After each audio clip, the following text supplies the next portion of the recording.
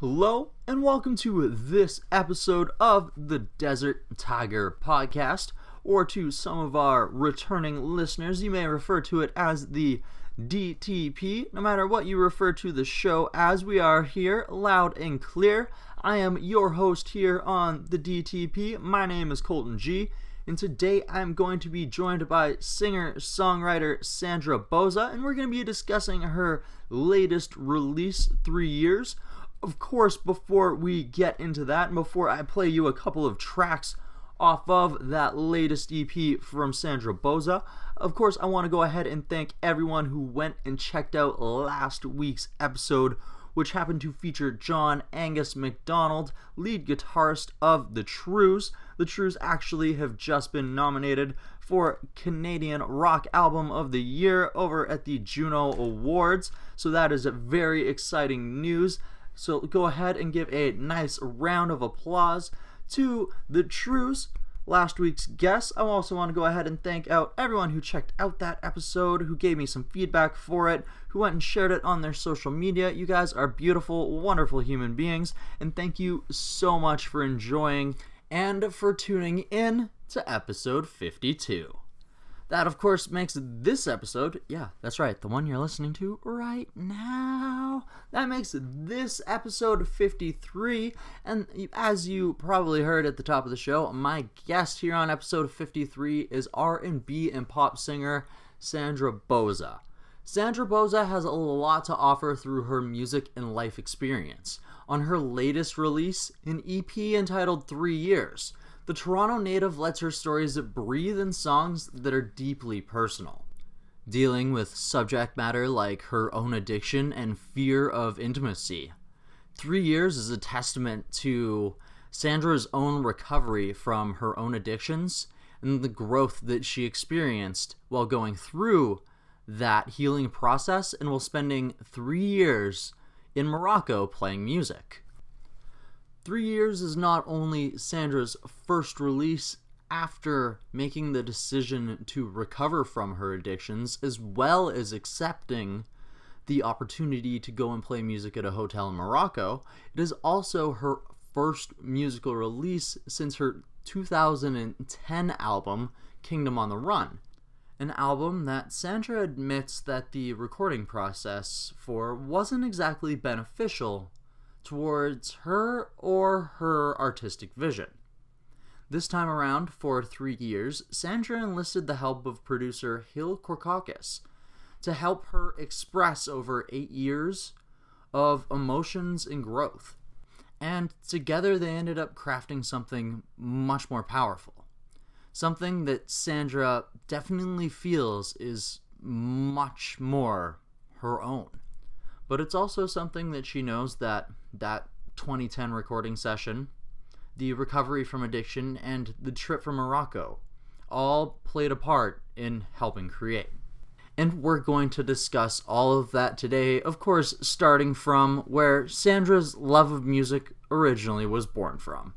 So I hope you guys are ready to ride along with the tiger as we get into the story of 3 years with Sandra Bouza. And you guys know that here on the DTP, we like to get your mind set right in the right zone, in the right vibe before we jump into our interview by playing you guys a little bit of tunes, some music if you will. So of course we're going to be playing you a couple of tracks off of that powerful EP, 3 Years, here today. So let's kick things off with the very energetic I Want You. I've been thinking I've been trapped in here for too long. Find myself singing the same song over and over again. I've wasted time before with broken men. I know I gotta break out. And I hate the way you look at me sometimes, yeah. 'Cause I know just what is on your mind. I've been thinking the same thing.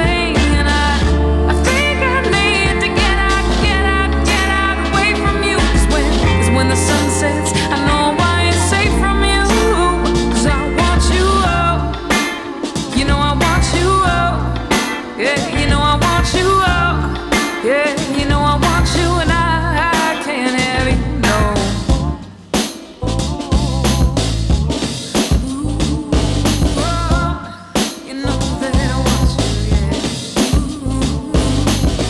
something about you in the nighttime. In the daylight, I can see the fine line telling me what's not mine.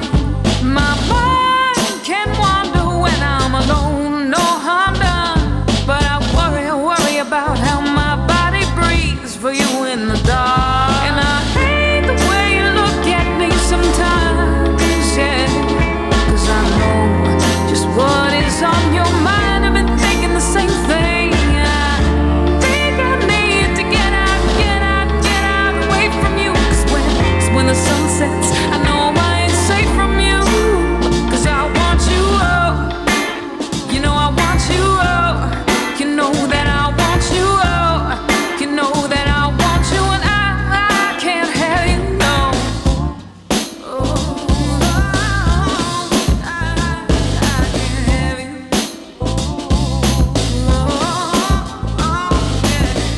But maybe you just like the games, keep me running for you. Yeah, you got me tripping on my chains and leave me waiting on you like a fool. Then again, maybe I'm the one that's making all the rules. Don't wanna want you, no.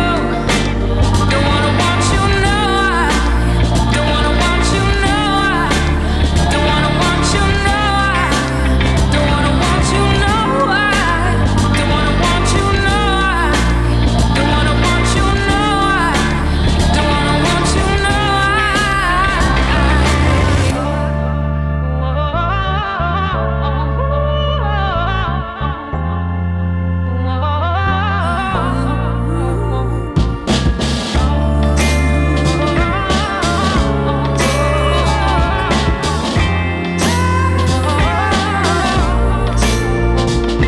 Through all the hurt that I go through, I always seem to circle back to you. Through all the hurt that I go through, I always seem to circle back to you. Don't wanna want you. Don't wanna want you.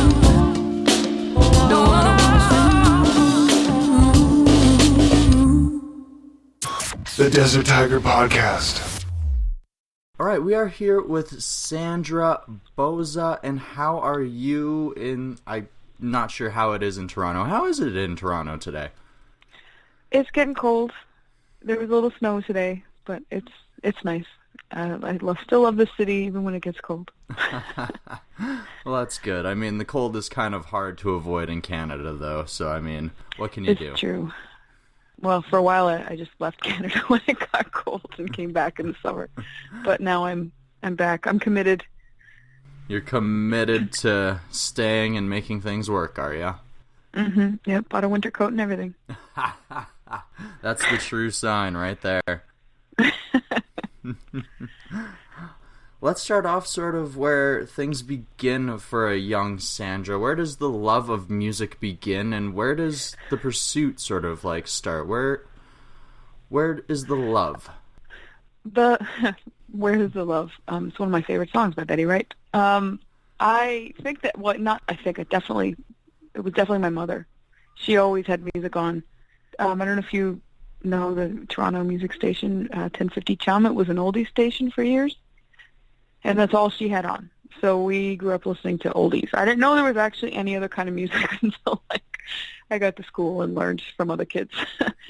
So it was always my mom. She played guitar too. She's always playing for us. So we always had music on in the car, and she would quiz us about who the band was and what the song was, what the album was. And so we grew up on her record collection too. She had a very healthy record collection. And my father is Spanish, so that's a totally different side. My mom, it was always Canadian, kind of the Canadian folk side. So she loves Joni Mitchell, Neil Young, that kind of thing. And on my dad's side, it was the Spanish artists. And we're from the north of Spain, so it was Gallego music. So we always had a very healthy amount of music being played in the house. And my sister's a musician too. She's a singer, an opera singer, or classical singer. Oh, wow. Yeah. So runs in the family for sure. Yeah, definitely. My grandfather, actually in Spain, in a very small town in Spain, He was a professional trumpet player. That's pretty cool. Yeah, he played in the orchestra. Huh. It's very cool. That's awesome. So, a few generations here. Yep. Fantastic. Yeah, it's definitely a love. Yeah. Okay, so where does your experience with playing music begin then? Well, I always played. I think I wrote my first song, I think grade 5 or 6. I can still remember. It was a terrible song, but I can still remember it. But that's what I always wrote music. You know, I played piano. I was always like writing little songs just for fun. And then of course you grow up believing that like you can't make a living out of it. And so I loved history, and I studied history, and I went to Scotland to St. Andrews to do my master's in museum studies. And while I was there, I met a guy on a beach playing the guitar, and we started a band. And then I remember the moment that I realized how much it meant to me. I mean, music always meant something to me.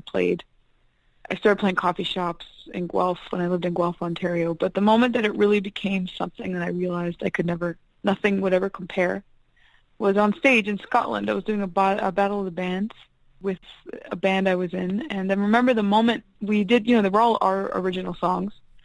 And we had a great crowd reaction. And I remember the exact moment we were playing songs that I had written the lyrics to, I had written the melody to. We wrote the song as a band and playing it to a bunch of people who were loving it.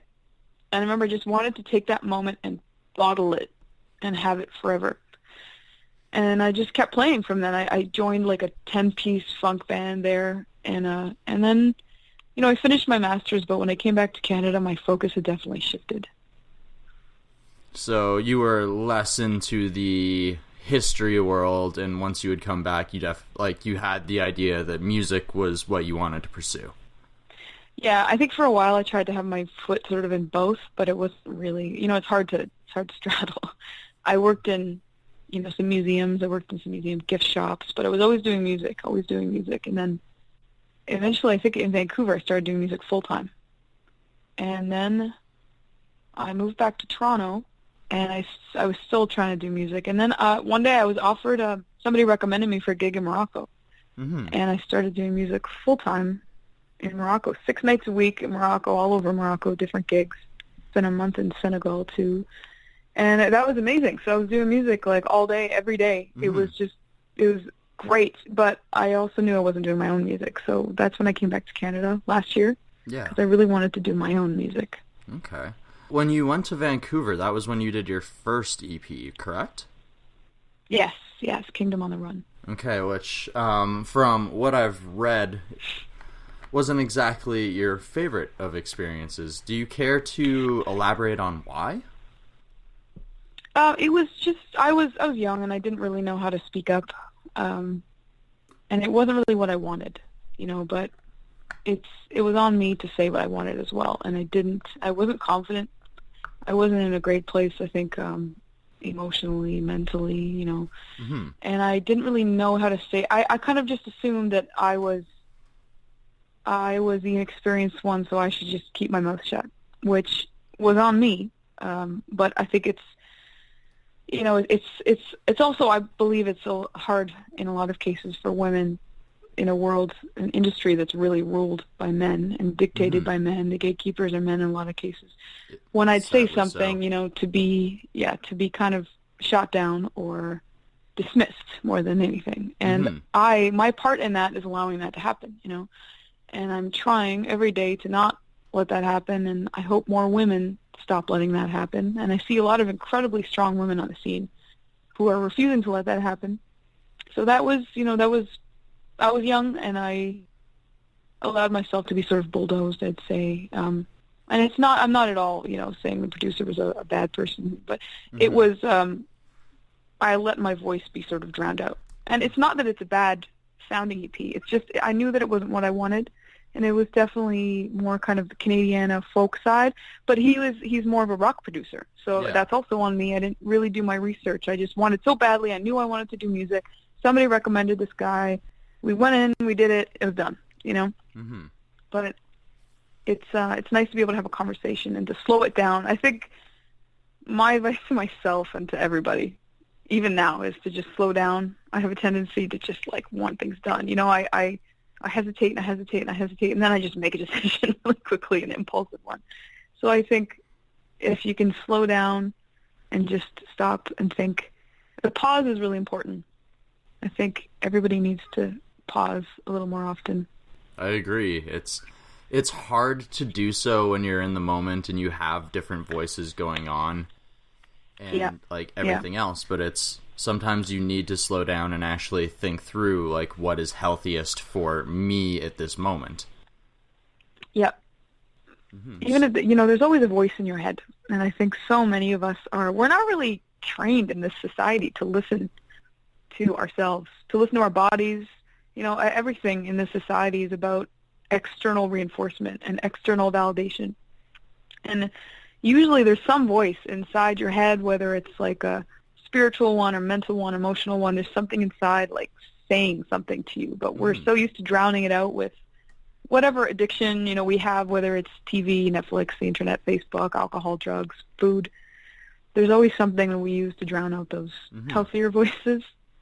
Yes, definitely. Was this a realization that you came to while you were going through your own like sobriety and through your own healing process, or was this something that you sort of like learned while you were in Morocco and in a different culture?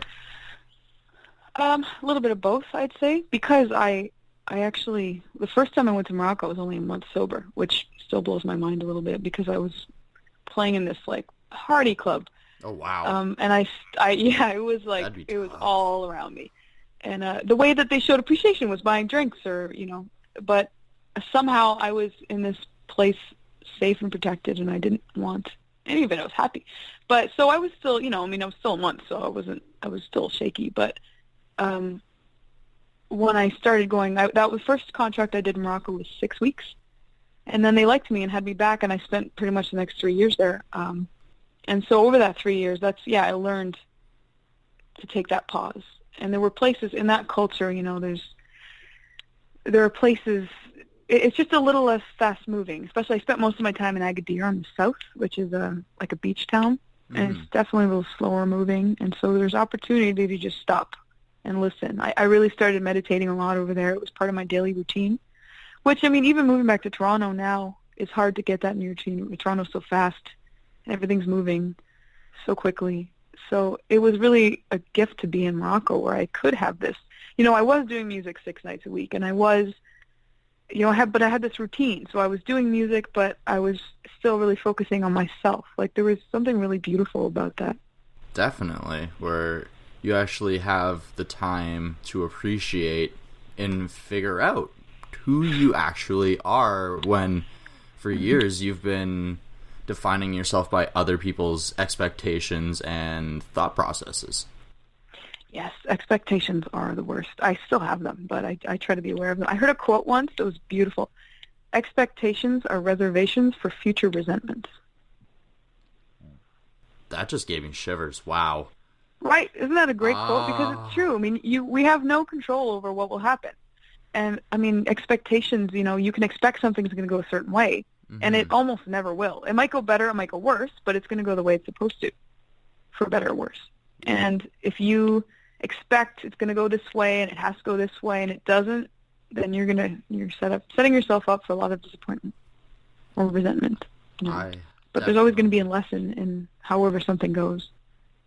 I 100% agree with that. It's why worry about the 1,000 different ways that something could go and then get sad that it didn't go one of those directions when there is many lessons to be learned from what's already in front of you. Exactly. And I mean, I'm going to have to remind myself of that lesson tomorrow and probably today and the next day and the next day. But it's good to keep reminding yourself. It's good to be cognizant of that lesson, period, you know. Because, I mean, you know, you sometimes have to learn a lesson 800 times before it sinks in, right? Well, and that's what they say, is it takes like 21 days or 28 days to form a habit, and that's just a habit. So it's like if you've been beating yourself up mentally for years, that's a habit that you not only have to break, but then create that new habit as well. So it's I definitely understand telling it and reinforcing it to yourself over and over again so that it becomes your actual mentality. Yeah, it's hard. I mean, again, like in this society, we're so used to comparing ourselves to others, especially with this social media. You know, there's so many pros to it, but the cons are really this like life of comparison. Mm-hmm. You know, you see somebody posting pictures from this trip and this, that, and this, and everything looks so colorful, and you put a filter on it, and their life is great. You know, like you start thinking, why isn't my life great? You know, why am I not doing this? Why am I not doing that? But it's not real. I mean, we live our life in comparison nowadays. We live sort of a fast food life. I think everything is like consumed in a fast food way right now. Oh, definitely. In that definitely goes from the content, because how many people Instagram and Facebook is on your phone? It's just a constant stream of you just keep swiping your finger up and down, and then you've got a little bit more shallow apps like Tinder and things where it's just swiping the other directions. Yeah. Yeah, life is about swiping in some direction right now. Yeah. We're going to take a small break from this conversation with Sandra Bouza, and you guys can maybe take a quick break from swiping up and down on Instagram or swiping left and right on Tinder. Maybe you guys want to head on over to the Desert Tiger social media pages and give us on a follow. Maybe if you're enjoying this episode as you're listening right now, maybe you guys want to share it on your own social media profiles, or maybe you guys want to be one of those truly dedicated listeners of the DTP and go ahead and pick yourself up some Desert Tiger merch. Of course, you can contact us on any of those social media platforms, and we can go ahead and get that shipped on over to you ASAP. If you want me to call you to thank you for ordering a shirt, I will go ahead and do that. Just throw in your phone number in the messages. Otherwise, I will include a nice handwritten note along with your purchase, your supporting items of the Desert Tiger podcast, because I will be so very thankful, and I will let you know in as neatly as I possibly can handwritten note just for you. Shirts are $20. We are working on getting some little wristbands. We have some stickers. I'm working on getting some hats with that classic traditional Desert Tiger logo as well. I think that is going to look super crisp, so keep your guys' eyes open for that one. Okay, let's get back into our conversation with Sandra Bouza here. We still have a lot to discuss when it comes to her latest album, 3 Years. And of course, we're going to be playing you another track off of 3 Years right here, right now. And Sandra Bouza wants to know, where have you been? It's not the trouble that I'm on. I've been gone too many years to notice the time. Still, a reputation will present itself sometime.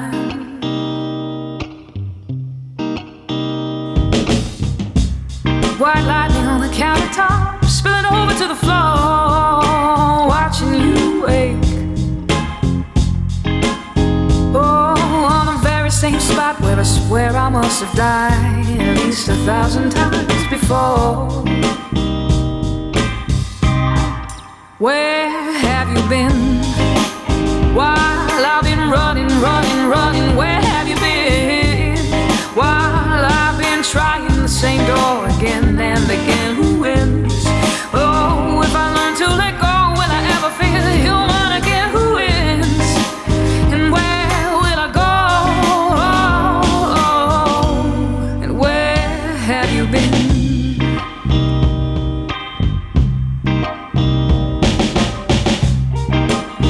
It's not the trouble that I'm on, but I spend so much energy on stoking that fire. Even after all these years, I kinda hoped I would get something for my time. And I can build up after I run away, but there's always gonna be a piece of you that stays. Memories might fade, but the scars you left will never really go away. And tell me, where have you been? While I've been running, where have you been? the same door again and again. Who wins? If I learn to let go, will I ever, ever feel human again? Who wins? Where will I go? And where have you? Say goodbye many times and he loses his pride. He don't know where to go when his confidence dies. It's a mean world, man, and we do what we can. Where do you go when you trash all your best laid plans? We're all restless souls in the dark of the night. I will choose how I burn, but you gave me the light. Wanted to know what he did in the dead of the night. Now what I would give to give up that side. Well, where have you been? Where have you been? Oh, I wanna know. Where have you been? I wanna know. I wanna know.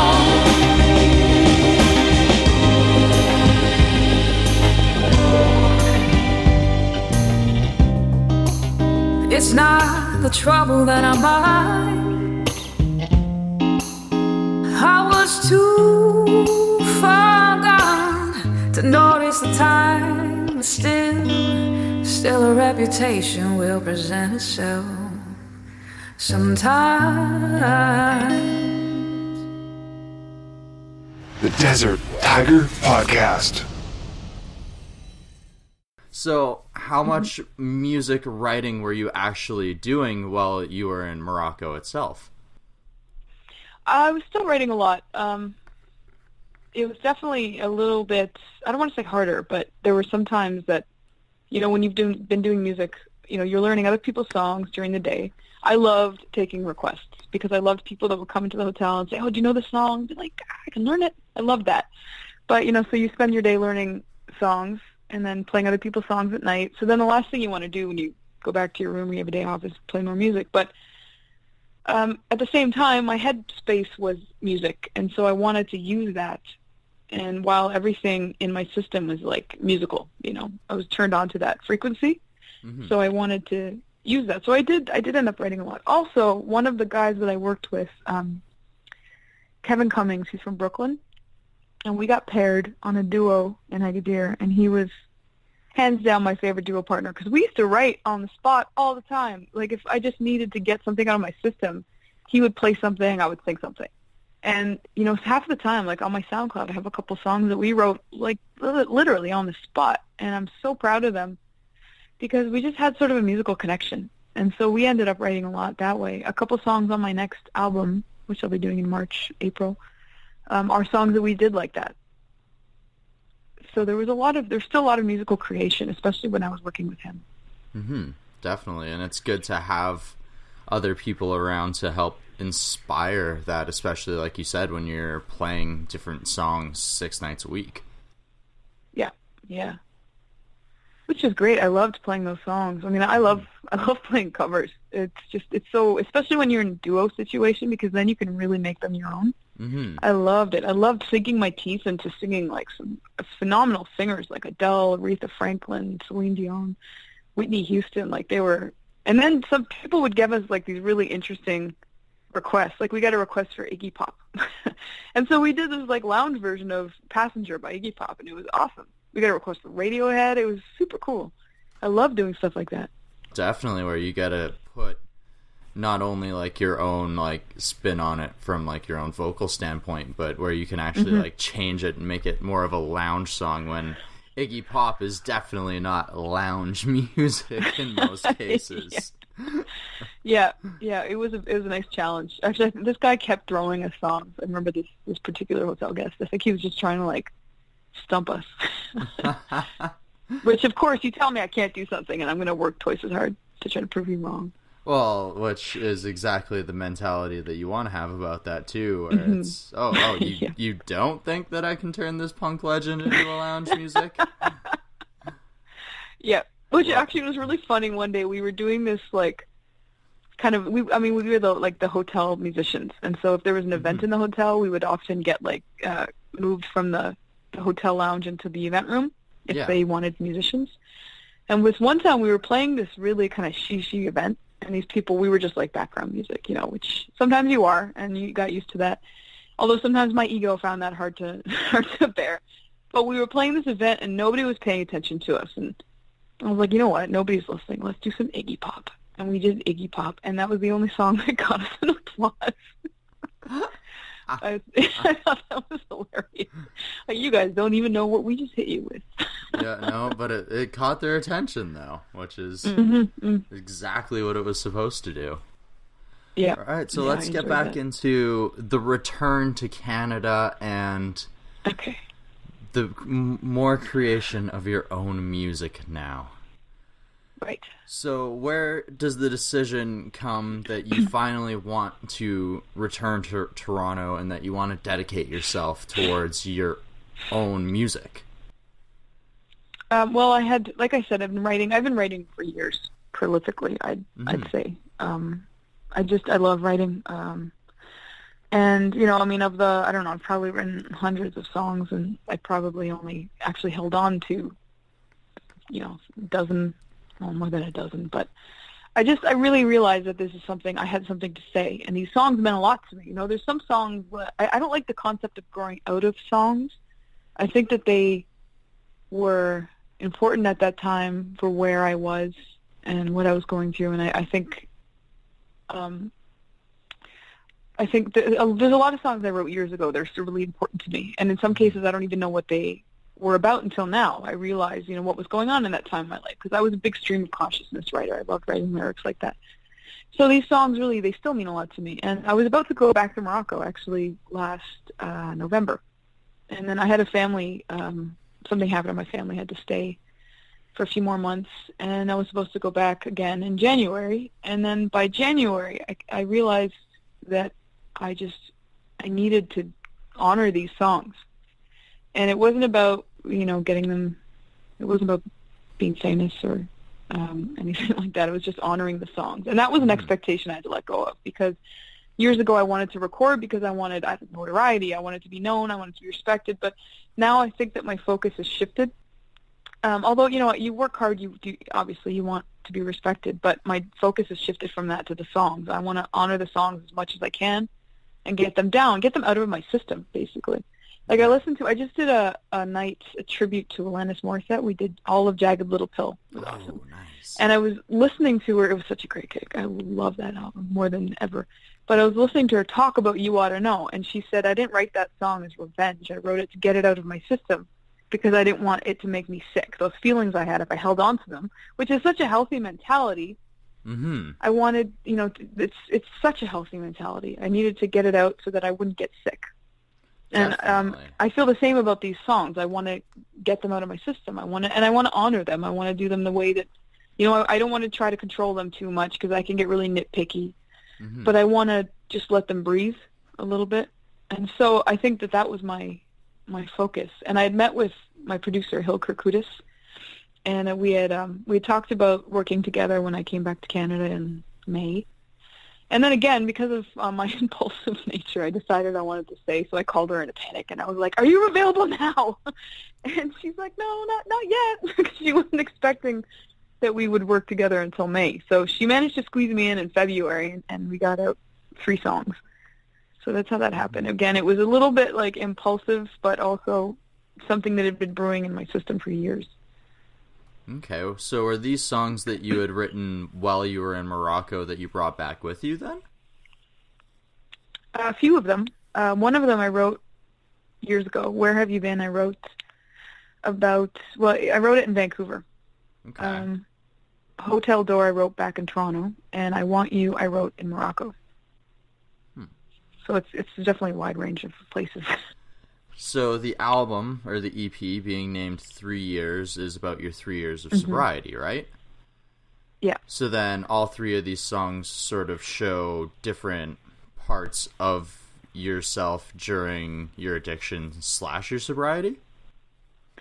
Yeah, they're sort of part of all that journey. Like, Where Have You Been? That's the first track, and that was a really, I still get emotional when I listen to those words, because that was in a dark, dark place. Oh, it's very powerful. Where Have You Been was, thank you, Where Have You Been was directed to God as I understood a God. I believed that I'd been abandoned. I believed that the relationship I was in at the time was really unhealthy, and I believed that my partner had been abandoned. He'd been through a lot of terrible stuff. So I thought, where the hell is this God that's supposedly, looking out for us, that supposedly cares about us? I thought, I've been trying, I'm doing my work, what I thought at the time was work, and, where are you? where is this supposed supreme being who cares about us so much? I was really bitter. Mm-hmm. And I think for a period of time I believed I was an atheist, but it wasn't atheism because I was just so angry. Now I'm in a really good spiritual place. Like and I'm not religious, so to speak, but I'm very faithful of my own concept of a higher power, Yeah, where you don't really like subscribe to anyone else's thing, but you have a strong belief of what your own ideas are. Yeah, I kind of think it's. Everybody has their own thing. If you find comfort in a religion, then that's good because it's spiritual comfort. That's what it's supposed to be about. But I think it's a little bit problematic to dictate how somebody else can communicate with a higher power. I think that's the biggest problem, is that we're so busy saying, no, you're wrong, it's like this, that we should be admiring each other's ability to grasp a concept of spirituality. There should be more like marveling at each dynamic human's ability to have a spiritual connection rather than, feuding over who's right and who's wrong. It's illogical to me. Oh, I completely agree with that sentiment. Yeah, I think a lot of people do. And I believe unfortunately, a lot don't. I believe that the contingent of people that do is starting to grow, which makes me happier. Although it is being fought in a lot of avenues. Yeah, I guess you see it on both sides. And I always think, some days I'm really optimistic, some days I'm pessimistic. But on days that I'm pessimistic, I think when you see that it's growing, it's because you surround yourself with people who think like you, right? Those are my pessimistic days, though. My optimistic days, I like to see, no, it is changing. Agreed, and definitely, it's you can't always be on top of everything all the time. No, you can't. All right, so take me through the other 2 tracks on 3 Years here. So the next one is I Want You, and that, it is a little bit about drugs and alcohol, but it's also about unhealthy relationships, and a lot of those are connected to drugs and alcohol. So, hand in hand. Yeah, of course. I mean, bad decisions, but not just bad decisions when you're drunk or high. I mean, it's also bad decisions when you're in that headspace. Any addict I've ever known has insecurity issues. I mean, so many humans have insecurity issues, and we all have addictions. I believe that we all have addictions in some way, unless you've done a lot of spiritual work, whether it's, the internet, money, attention, like there's, narcissism. I mean, so it's just that bad habits. Like I Want You is about things that you shouldn't want, but you do, and you're drawn in, and that you should. Red flags pop up all over the place. Again, whether it's wanting an unhealthy relationship or a drink or a drug, it's just something that you want, but you shouldn't. You don't want it. I wrote that song in 15 minutes. I was mad. I was really mad about something, and I went up to my room. I was in Casablanca, and I wrote it all a cappella, and I just sang. I sang the sort of well, you can hear it. There's like a bass harmony going on that kind of dictates the melody. And I sang that, and then I sang the lyrics over it, and I brought it to Hill, and she turned it into something awesome. Oh, I love the beginning of that song, actually. It's very, very funky, and I love the start of it. It's awesome. Thank you very much. I really dig that song. I love, Hill actually helped me with the bridge, and the bridge is one of my favorite parts. And there's a guitar riff in there that I love, and I kept making her, turn it up more and more and more, because there's just a couple notes that she plays that are so cool. She really helped me make these songs something cool. It sounds like you had a much better experience in the studio this time. I did, yeah, and I really wanted to work with a female producer, and again, I put something out to the universe, and Hill just popped up in my periphery, and we talked, and it was great because, even if, like, there are times that I'm still not quite sure what to say, but she could always sense if I wasn't digging something, you know, because she'd look over at me, and I would just kind of be going, and she'd say, okay, what is it? And she'd pull it out of me. Mm-hmm. So she was great, and I felt comfortable saying I liked something or didn't like something. Or there was no, and she also knew how to get me out of my head. She would make me do jumping jacks. Mm-hmm. If I was really, like, overanalyzing something, she'd tell me to do jumping jacks to, like, get me out of my head. Fantastic. Well, it's good to have somebody that is capable of doing that and knows how to do that. Yeah, she was great. All right, so we are coming very close on our time here, so if we can do a quick run of Hotel Door, and then I will let you go, if that's okay. Sure, yeah. Hotel Door, I wrote that one when I first moved back to Toronto, I guess about 5 years ago. That one's about fear of intimacy. It was about, there was just one time I was with someone, and it was, well, for lack of a better description, it was a one-night thing. And I remember I felt a pang of something. I don't know what it was, but it was a pang of something. Like I wanted something more. Not with this person necessarily, but just something more. And I was terrified at that. I didn't want it. I didn't want to have anything to do with it. I wanted to just leave it there, forget about it. And so the whole song basically just says exactly that. And anybody who wanted to tell me that I should have more, or I should settle down, like I just didn't want to hear it. You know, I would tell you to go. Well, I'll tell you where to go. And so it's just about a fear of intimacy. Yeah. It was just a fear of intimacy. I was so afraid of anything real. I just wanted something that could satisfy me in that moment. And so nothing was real. Okay. Well, thank you so very much for taking the time to share this part of your journey with you. I'm sure once you get back into the studio and get writing again that I will want to talk with you and catch up with you about everything that you're getting up to at that point. Well, I look forward to it. Thank you for seeking me out. It's been great talking to you. It's been amazing talking to you as well. I hope you have a fantastic rest of your day and the rest of your 2018, Sandra. You too as well. Thanks a lot, Colton. Thank you. And alas, it is that time again that we come to the end of another journey through the jungle here on the Desert Tiger Podcast. I'm starting to have, way too much fun with those lines. But regardless, I need to give a big thank you to Sandra Bouza for joining us here on this episode of the podcast. And of course, before I thank you, the listeners, I want to go ahead and take a moment to congratulate those former guests of the podcast who have recently been nominated for Juno Awards. Of course, like I said earlier at the beginning of the show, The True's latest album, Civilianaires, has been nominated for Best Rock Album. And of course, former guest on episode 19, The Sheepdogs, were also nominated for this award. And a guest that I'm going to have on the show in the next month was also nominated for that Best Rock Award. That's right, Desert Tiger, 3 out of 5.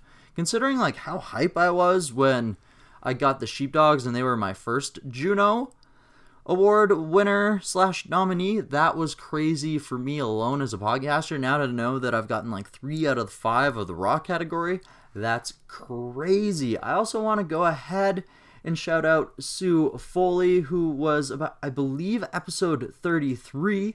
Sue has been nominated over in the blues category for her album, The Ice Queen. You can hear all about The Ice Queen in my conversation with Sue in the backlog. You guys can also hear tons of great interviews with future award winners, I am sure.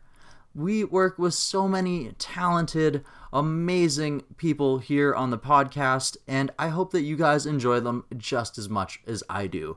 And with that, I want to go ahead and thank you guys, the listeners here at the Desert Tiger Podcast, because once again, you guys know that without you, I wouldn't be able to do this every single week if you guys weren't giving me the love, if you guys weren't rating and reviewing the show, if you guys weren't constantly sharing the shows on your social media platforms, sharing the episodes and your stories, your Twitter, whatever it is that you use. You guys are killer at helping me grow the show. Without you guys, I don't think we would have grown nearly as much as we have in this last year. So let's keep it going. I know that some of you guys want me to have guests like Logic on the show. You guys want me to get like really, really, really big musicians on this show. And if you guys want help you get big musicians on this show, we help each other. The Desert Tiger community is freaking amazing. I love you guys so much for it, for everything that you do. Of course, those of you guys who have gone ahead and grabbed yourself a shirt,